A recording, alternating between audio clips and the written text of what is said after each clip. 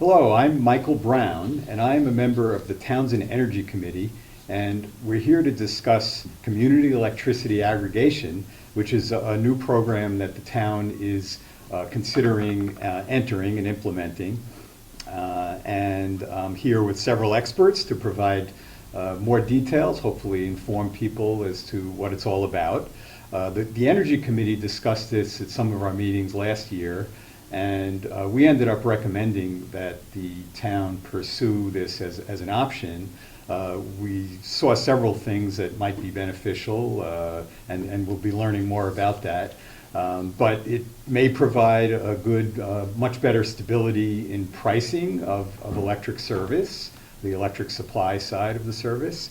And there's a possibility of saving money on rates, although that's not guaranteed. Of particular interest to us in the Energy Committee, there's a possibility of getting more of the supply of electricity from renewable energy sources, which goes kind of hand in hand with the efforts of the last few years of implementing many conservation projects, energy conservation projects under the Massachusetts Green Community Program, of which Townsend is a member. So I'll let the other folks here introduce themselves, and then we'll get into some of the details. Thank you, Mike. My name is John O'Rourke. I'm the Director of Marketing and Municipal Affairs for Good Energy. Good Energy is a national company. We're active in every state that has community electricity aggregation. We are the leader in the country nationally in this product, and we are certainly a leader here in Massachusetts. We now have 65 clients in Massachusetts that we have active programs for, and those that are in development. Certainly, we have been active since 2014 in this market, and our track record for bringing results to municipalities has been very good. And now I'll turn it over to Terry.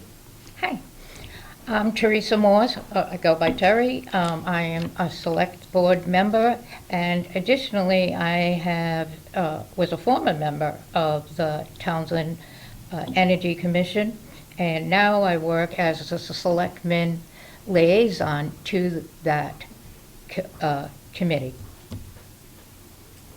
Hi, I'm Ross Perry. Some of you may remember me as the interim town administrator a few months back. It's nice to be back in Townsend. I appreciate the board asking me to help them with this project. Before coming to Townsend, in another part of my life, I worked with Good Energy for one of the largest aggregations in Massachusetts. So this is something that's near and dear to my heart, so I think it's an opportunity to help the residents with their electricity bills. Last fall, I helped the town combine 18 of their municipal accounts to save money. We'd like to now do that for residents. Well, why don't we start with Terry, and maybe you could explain what got the Board of Selectmen interested in community electricity aggregation. As Ross said, he introduced this to us from the work that he had done in previous times. So in the fall, we did look at taking the municipal accounts, all the local municipal accounts, and grouping them all together, and which we did. We obtained a rate, and we were able to lock it down for 36 months. And this year, we obtained a 25% reduction in cost of electricity. A 25% reduction in cost compared to Unitel's winter rates. So once we saw that how well it worked for the municipal accounts, we felt that it was time to go forward and do it for the residents of Townsend. So it sounds as though the town already has some experience doing this for the sort of town buildings and town facilities.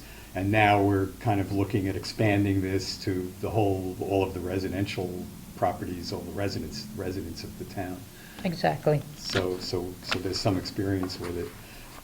So Ross, maybe kind of give us a little bit of an outline of what this program really is all about. Sure. This sort of, without trying to go into the weeds too much, when the energy industry was deregulated in the late 1990s, part of that included a Mass General Law Chapter 164, Section 134, that enables municipal aggregation, which is based upon the go-ahead from the selectmen and an affirmative vote from town meeting.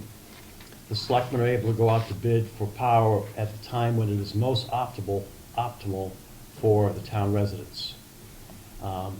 This part of this activity looks at the generation costs on your electricity bills, which is separate from the distribution of your electricity. So Unitil will handle both, but the generation may come from a source that is worked at through this competitive bidding process. So John O'Rourke, how would it really work? How would the program work for people? Well, essentially, Mike, the program is just the formation of a buying group. The town goes and puts a plan together for an aggregation. Right now, there are 175 communities here in Massachusetts that have aggregation plans that cover a total of about 2/3 of the residents here in Massachusetts.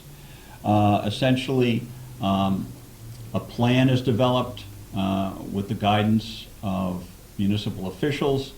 As the consultant for the town, we develop the plan, we do all the heavy lifting. We get it through the regulatory process with the Department of Energy Resources and the Department of Public Utilities. This process is going to take probably close to a year. Once the plan is accepted, then there is a period of time when the residents are informed, called the customer notification period.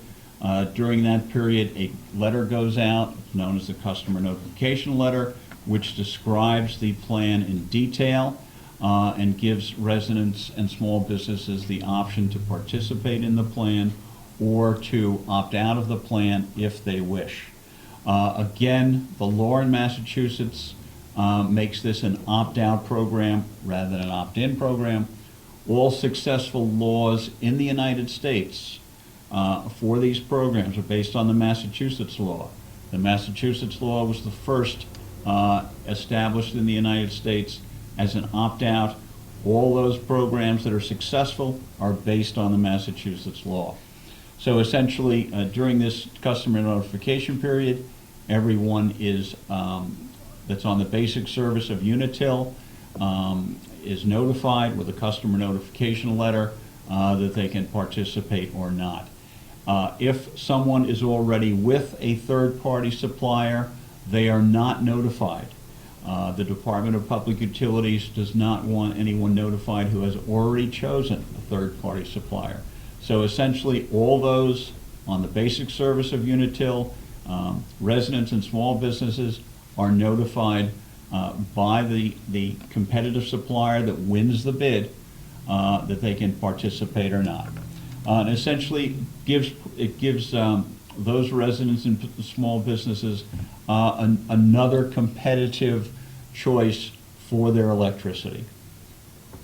So it sounds as though once this process goes through, most people who live in the town will have the option of participating. There would be some exceptions, as you mentioned. For example, if you don't get your electricity through Unitil's basic service, but you have already signed up with a third party.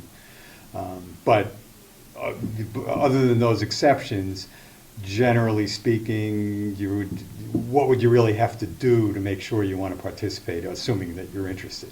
Well, essentially, Mike, since this is an opt-out program, those who want to participate, and again, the residents and small businesses, once they get a customer notification letter, there is a 30-day customer notification period. Within that period, if they want to participate, they don't have to do anything. They will be automatically enrolled in the program.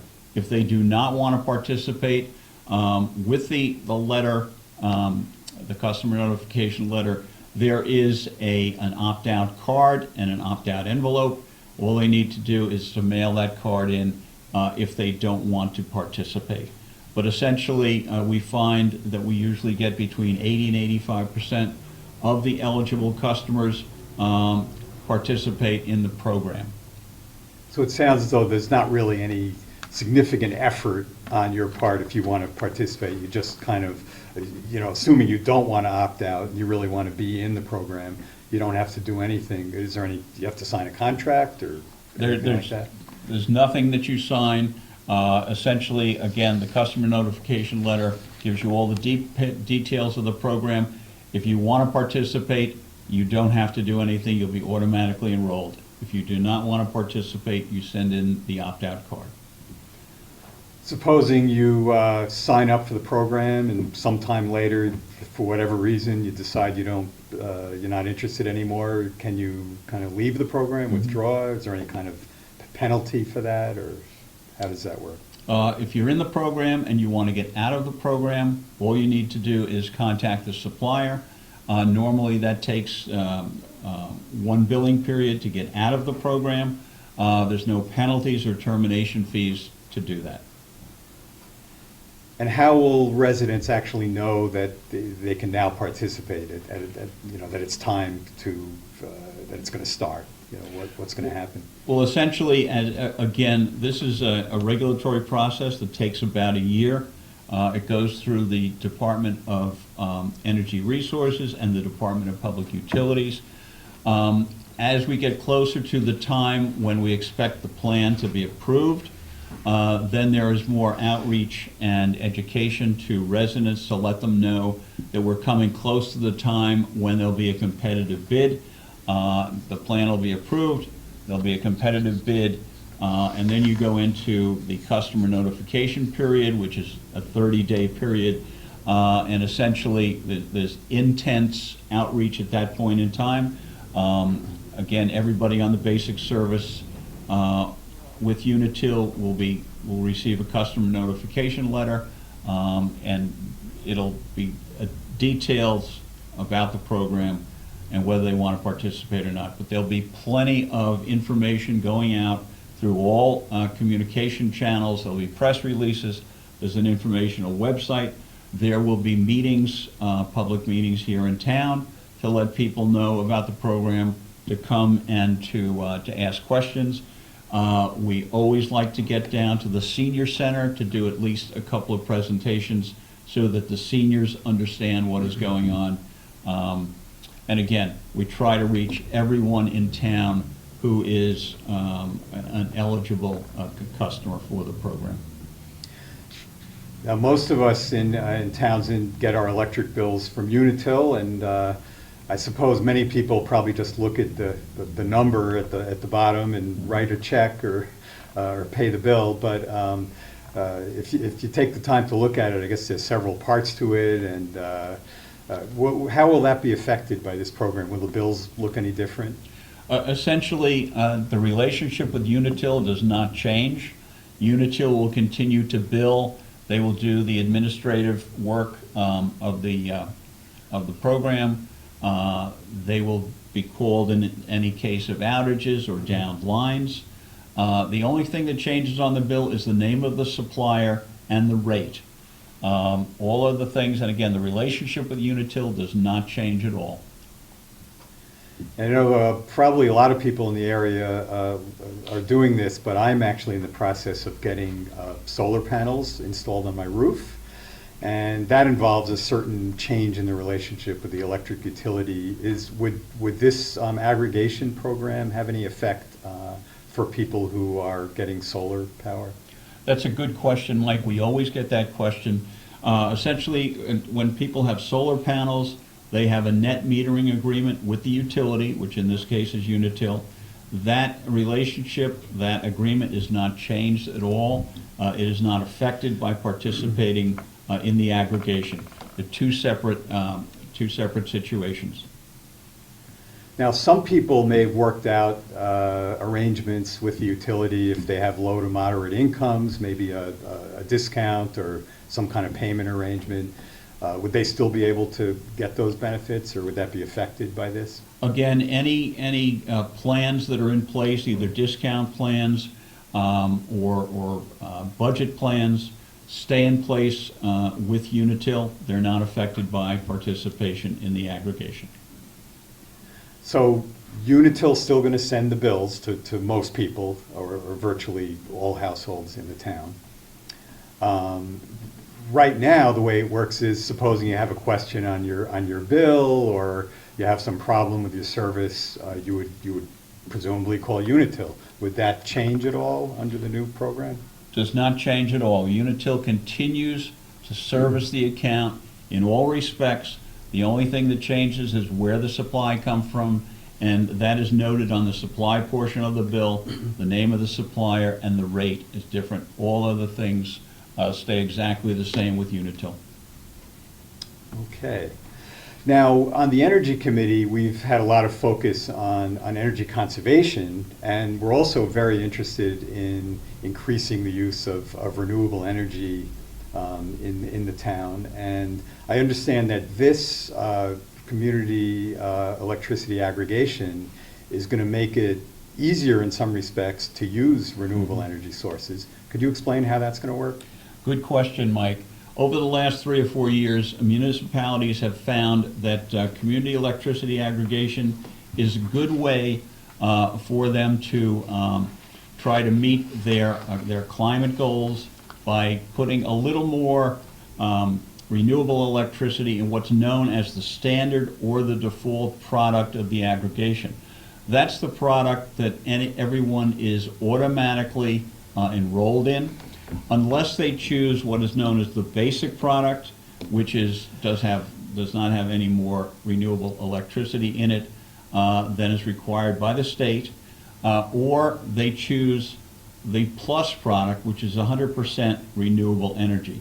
So essentially, there's 3 products. There's the standard, which is automatic enrollment, and there's 2 options: the basic product, which is a step down, and the plus product, which is a step up to 100%. So it gives people a choice, however they want to participate and however they want, whatever percentage of renewable energy they want in the mix. So as I understand it, there's a state requirement that a certain percentage must come from renewable sources. Do you know what that is offhand right now? This year, that percentage is 22%. And that's in what is known as Massachusetts Class 1 Renewable Energy Certificates. That goes up 2% a year. So essentially, the state is trying to put more renewable energy in from wherever you get your electricity from. That's the minimum standard. Okay, so once this program is implemented, the sort of standard option will be more than the 22 or 24, depending on when this actually happens, percent. If you want to have the sort of lowest cost option, you could go to just the state minimum, but... Yes. Essentially, what towns do to introduce this program and the idea of putting more renewable energy in the standard product, they usually do either a 5% or a 10% bump up on that requirement in that standard or default product. Which makes it a little bit more expensive, but not too much more expensive, and it's still affordable to residents. And essentially, when we go out to bid, obviously we want to get a rate that is below the standard rate for Unitil. So essentially, that's one of the objectives. We try for savings in all respects, however, we can't guarantee savings. Okay. Well, Terry Morse, what is next? What's happening next? I think something's coming right up that Yes. people should pay attention So to. the next thing is we need an approval from the town, and that's done by town vote, which is the annual town meeting, which is coming up May 2nd. It's warrant article number 16, and once we get that approval, then they would go to the DPU to get this plan moving forward. After that, the most important part comes, which is setting the rates. That gets a little difficult in the sense that we got to get that timing perfect. Is it good to wait a little bit and go for the rates when Fitchburg and Leominster and other towns are also bidding for rates? So instead of just the 3,500 people in Townsend, now we're bidding with 6, 7, 8 other towns. But we're going to wait, and that's the beauty of this plan, we're going to wait until everything is very favorable for us to go forward as a large group, get the rates. If the rates are good, we can set them for 2 years, 3 years, whatever seems to make the most sense, and then they're fixed. So going forward, once those rates are set, instead of every 6 months, you get a new bill and it's different rates on those bills, your rates will be set for a long period of time. Then you'll, like as I said, once we set the rates, you'll be notified, you'll have the option to opt out, you have the option of how much of that you want to be green energy, and we move forward from there. Okay, well, it sounds like we've discussed a lot of the details of the community electricity aggregation program. How would people get more information if they want to kind of study this on their own? So there is a website, TownshendCEA.com, but the easiest way to do it is to go on the Townsend website, a little bit over to the right on the top, there's an icon with an electric boat. You just click on that, and that brings you right to the website. We are constantly updating it with information. There's also a way to contact us on that with any questions that you have. We will be monitoring it, answering your questions. And like I said, that is the easiest way, or you can go directly to the website. All right, well, that sounds great. So it sounds like a couple of the key things are that more information is available on the town website or the specific website for this program, which is townsendcea.com. We have a town meeting coming up on May 2nd, and everybody's encouraged to come out, and there'll be questions and answers, a lot of discussion about this, and hopefully it'll get approved if people feel that it's something that we should pursue.